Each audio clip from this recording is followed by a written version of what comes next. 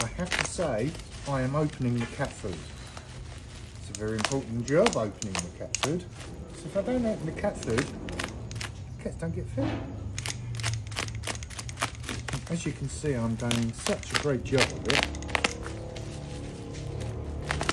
It's lucky these cats aren't starving, isn't it? Oh, they're nearly there.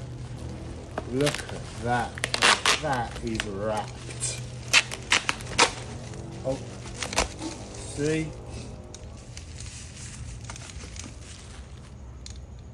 But it still has damage. And something inside it stinks. Whew. Don't know what that is, but it doesn't smell very nice. Something's definitely died in there. Show you how strong.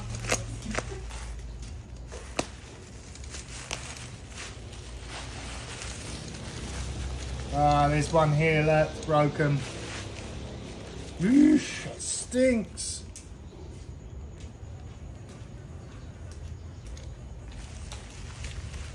Oh my god. That's why it's overflow. Look at that. OMG. Kasi walang box eh. Dapat nasa box to eh. Para hindi siya naaalog. Ayan. Para siyang amoy panis na tuloy. Tingnan nyo naman yan. Nakakalor. Okay. Baho! Lalangaw! Ako. Nakakasuka. Tingnan nyo mga tupi-tupi. Dati naman hindi ganito yung magbukas sila. Ay mag-ano sila. Mag-pack.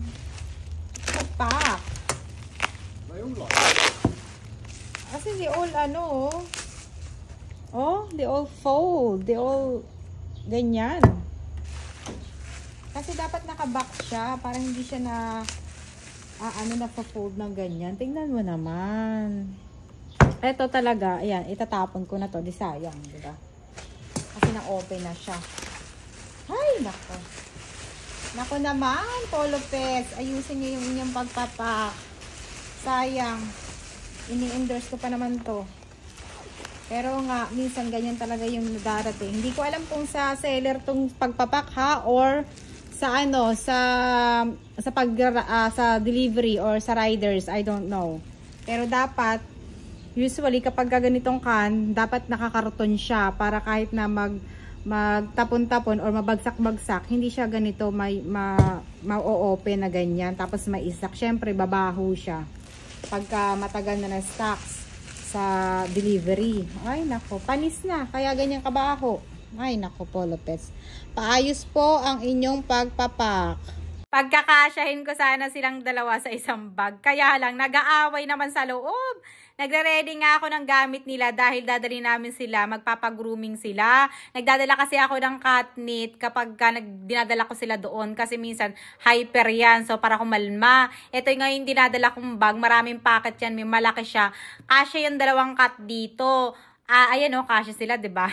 Kaya lang nasisikipan. Kaya sabi ko paghiwalayin ko na lang. Kasi tignan nyo, super kapal na ng mga balahibo nito. Hirap na hirap kasi ako kapag ako yung nagsishave tapos hindi ko pa siya napapantay-pantay. Tapos kapag lumalabas naman kami o umaalis, sanay sila lang nasa bag. Kaya feeling nila ba, yung secured sila. Tapos kasi hindi sila sanay sa labas. Kaya ayan, pagkakarga mo naman kasi, ayun, nagpupumiglas. Mahirapan ka talagang pagka nakawala, hahabol-habulin mo yan. So nandito na nga kami sa grooming kit. Dito yan sa Pooch Club. Sa may San Bali lang yan. So, iniwan ko lang sila dyan. Tapos, binalikan ko na lang sila ng mga almost an hour din. Pagka dating ko nga, pinapalabas ko sila doon sa bag nila para makita ko ba yung gupit at mabidyuhan ko. Pero may ayaw. Mukhang natatakot. Siguro na-shock sila doon sa blower tsaka sa shower.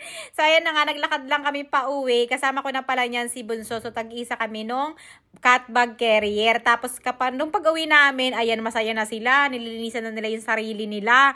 Akala nila madumi sila pero ang bango-bango niyan. So ayun lang. Eto lang yung dry foods na nakita ko na napakadaming ingredients. Yung amoy mo pala, mapapadila na yung mga alaga nyong muning. Eto nga nagdidilaan muna sila.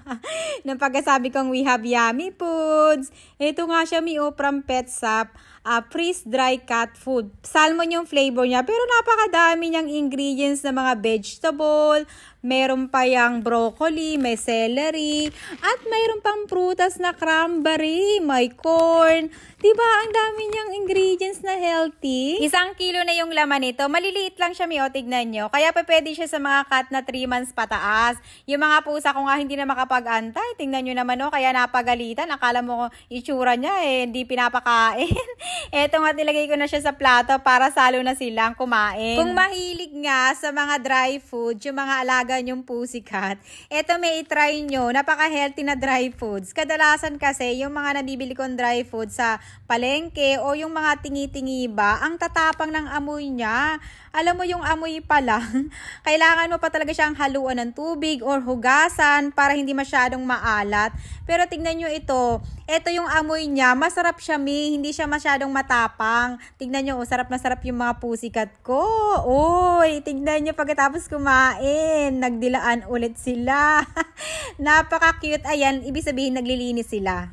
Ganito ang mangyayari sa mga pusa nyong hyper at pasaway o nag-acrobat, pagulong-gulong yan. After makakain itong catnip. Nakita ko nga ito sa TikTok. Maganda raw ito sa mga pusa. So ayan, tinry ko nga. Organic plant-based naman ito. So ang ginawa ko, in-spark ko lang siya doon sa laruan nila para daw maging malambing at maging kalmado yung mga pusa nyo. Pero tingnan nyo, anong nangyari dito?